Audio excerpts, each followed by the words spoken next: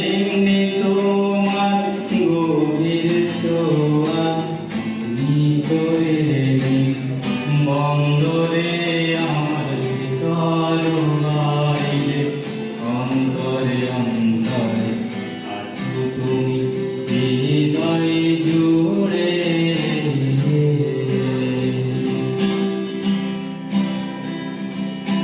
ঢেকে রাখে যেমন ঝিনু পাপড়িরা ওড়ায় ফসলে ঢেকে রাখে যেমন ঝিনু পাপড়িরা ওড়ায় ফসলে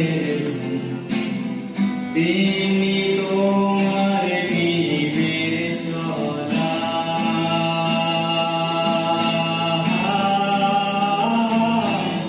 তেমনি তোমার নিবিড় চলা হিন্দুদের ওই পথ ধরে আমার ভিতর বাইরে অন্তরে অন্তরে আছো তুমি হৃদয় জুড়ে আমার ভিতর বাইরে অন্তরে অন্তরে আছো তুমি হৃদয় জুড়ে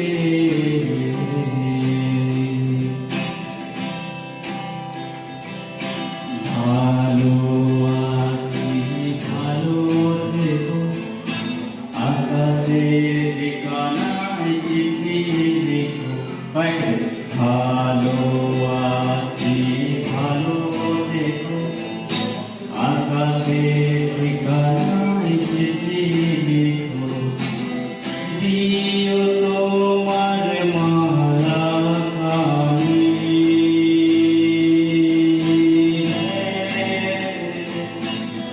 দিও তোমার মালা খানি বাউলেরি মনটারে আমার ভিতর বাইরে অন্তরে অন্তরে আছো তুমি হৃদয় জুড়ে আমার ভিতর বাইরে অন্তরে অন্তরে আছো তুমি হৃদয় জুড়ে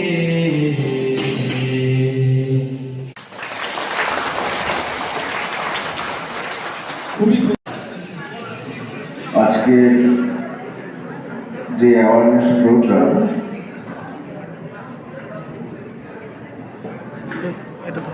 সেটা সম্বন্ধে আমাদের অ্যাওয়ার করতে সচেতন করতে অবহিত করতে যিনি এসেছেন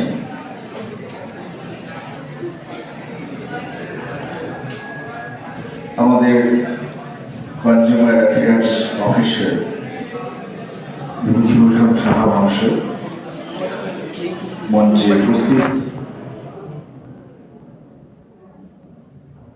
যারা আজকে এই প্রোগ্রামটা অর্গানাইজ করছেন, যারা আমাদের কলেজের তরফ থেকে জাতীয় সেবা প্রকল্প বিভাগের দায়িত্বপ্রাপ্ত প্রোগ্রাম অফিসার বাপ্পা সাঙ্গুই, সুজিত মণ্ডল এবং সুনীল মণ্ডল মহাশয়, অন্যান্য উপস্থিত অধ্যাপক বৃন্দ, সহকর্মীবৃন্দ, শিক্ষাকর্মীবৃন্দ এবং প্রিয় ছাত্রছাত্রীরা, আজকের অনুষ্ঠানের শুরুতেই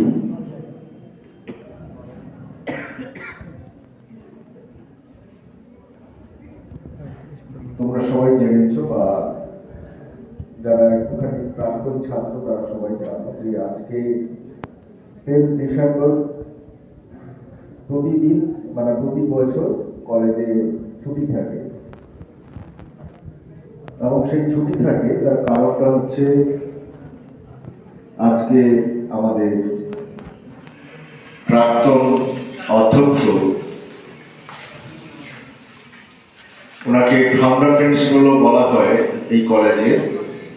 তার কারণ এই কলেজটি প্রতিষ্ঠা হয়েছিল বিদ্যাসাগর কলেজ কলকাতার শাখা হিসাবে। পরবর্তীকালে এটি সম্পূর্ণ স্বতন্ত্র একটি ইউনিট বা স্বতন্ত্র একটি কলেজ হিসাবে প্রতিষ্ঠিত হয়, যার নাম হয় শিউলি বিদ্যাসাগর কলেজ। সেই শিউলি বিদ্যাসাগর কলেজ নামাঙ্কিত কলেজটির প্রথম প্রিন্সিপাল ছিলেন অধ্যক্ষ অরুণ কুমার সেন। 1953 থেকে 1963 এই প্রায় 11 বছর তিনি অধ্যক্ষ পদে আসীন ছিলেন এই কলেজের। এবং ঠিক তখন কেমন ছিল কলেজটি? শিউলি বিদ্যাসাগর কলেজ, তখন দুটি কলেজ ছিল বীরভূম জেলায়।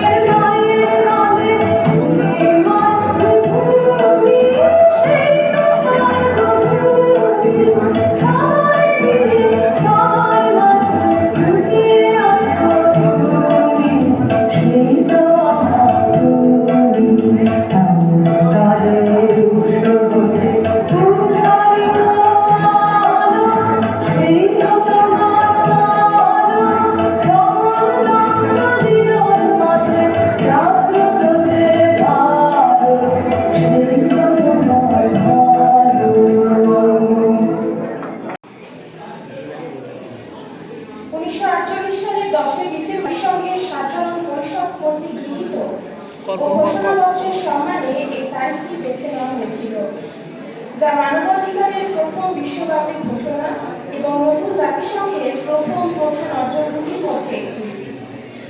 1950 সালের 4 ডিসেম্বর সাধারণ পরিষদের 317তম পূর্ণাঙ্গ সভায় মানবাধিকার দিবসের আনুষ্ঠানিক প্রতিষ্ঠা ঘটে, যখন সাধারণ পরিষদ 423 রেজলিউশন ঘোষণা করেন। সমস্ত সদস্য রাষ্ট্র ও অন্যান্য আগ্রহী সংস্থাগুলিও তাদের উপযুক্ত মনে করে দিবসটি উদযাপনের জন্য আমন্ত্রণ জানায়। এই দিনটি সাধারণত উচ্চ পর্যায়ের রাজনৈতিক সম্মেলন, সভা এবং মানবাধিকারের বিষয় নিয়ে সাংস্কৃতিক অনুষ্ঠান ও প্রদর্শনীর মাধ্যমে পালিত হয়। এছাড়াও ঐতিহ্যগতভাবে 10ই ডিসেম্বর পঞ্চম বার্ষিকী জাতিসংঘের মানবাধিকার পুরস্কার এবং নোবেল শান্তি পুরস্কার প্রদান করা হয়। মানবাধিকারের ক্ষেত্রে সক্রিয় অনেক সরকারি ও বেসরকারি সংস্থাও এই দিনটিকে স্মরণ করার জন্য ঠকিয়ে যায়। ঠকাবে কারা? Dishonest trader, dishonest seller. Honesty আর ডিসঅনেস্টি সবসময় ছিল, প্রাচীনকালে ছিল, এখনো আছে, ভবিষ্যতে থাকবে। সচেতন আমাদেরকে হতে হবে যাতে আমাদেরকে কেউ ঠকাতে না পারে। যদি ঠকিয়ে দেয় তারপরে আমরা কোথায় যাব? তার জন্য কনজিউমার অ্যাফেয়ার্স ডিপার্টমেন্ট আছে, ক্রেতা সুরক্ষা দপ্তর আছে। আচ্ছা, যেটা আমি বলছিলাম যে উপভোক্তা বা ক্রেতা এই দুটোর মধ্যে একটু সামান্য পার্থক্য।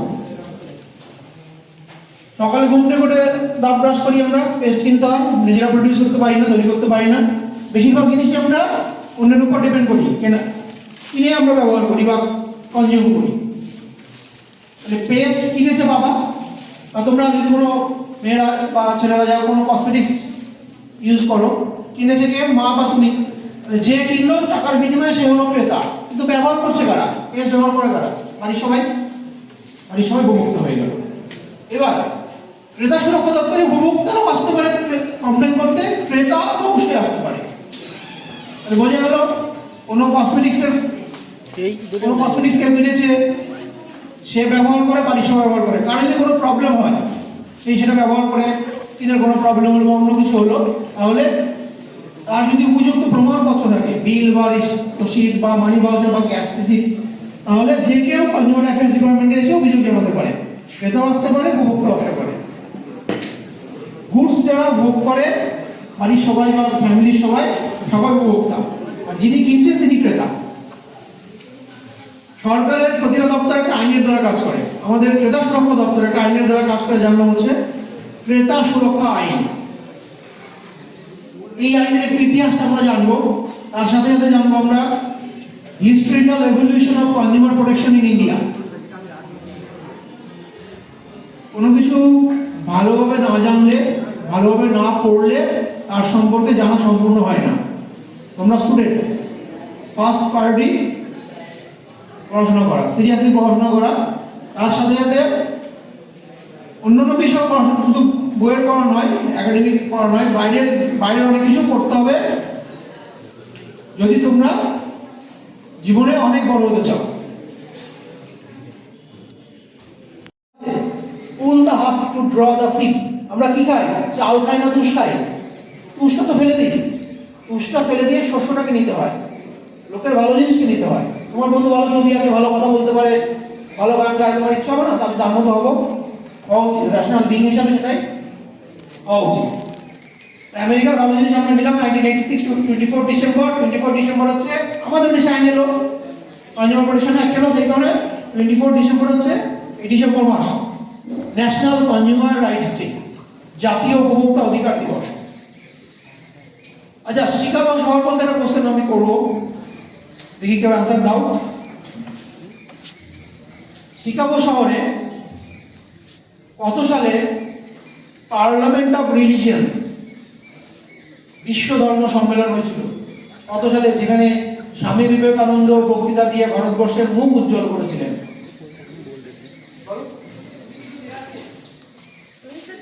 1902 তো মারা গেছে বিবেকানন্দ। বলো, বিবেকানন্দ 1862 জন্মেছে। হ্যাঁ, বলো বলো। 1893। গুড। তারিখটা কি? নাম তোমার? তাপসী পাল। তাপসী একটা পেন আর হাতালি তাপসীর জন্য। আচ্ছা, শিকাগো শহর যেহেতু এলো, সেখানে কোশ্চেনটা এলো। স্বামী বিবেকানন্দ শিকাগোতে, সবাই এদিকে। স্বামী বিবেকানন্দ 1893 সালের 11ই সেপ্টেম্বর শিকাগোতে বিশ্ব ধর্ম সম্মেলনের বক্তৃতা দিয়ে ভারতবর্ষের মুখ উজ্জ্বল করেছিলেন। তার আগে অব্দি ভারতবর্ষকে লোকে জানতো, মানে বাইরের দেশে, ইন্ডিয়া বাদে রেস্ট অফ সবাই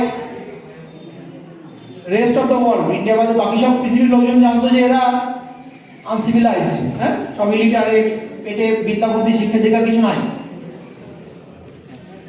না খেতে পাওয়া জাতি, হ্যাঁ, এরকম একটা ব্যাপার। স্বামী বিবেকানন্দ তাদের ভুল বাঙালের ফার্স্ট, তার বক্তৃতা পার্লামেন্ট অফ রিলিজিয়ন্সের বেস্ট বক্তৃতা হলো, সেরা শ্রেষ্ঠ বক্তৃতা, এবং লাখো লাখো লোকজন বিবেকানন্দের নির্দেশিত পথে এলো। আজ একটা ছোট্ট গল্প বিবেকানন্দকে নিয়ে। আমেরিকার লোকজনকে মধ্যে আইন থাকবে, ভারতের লোকজনকে মধ্যে আইন থাকা উচিত।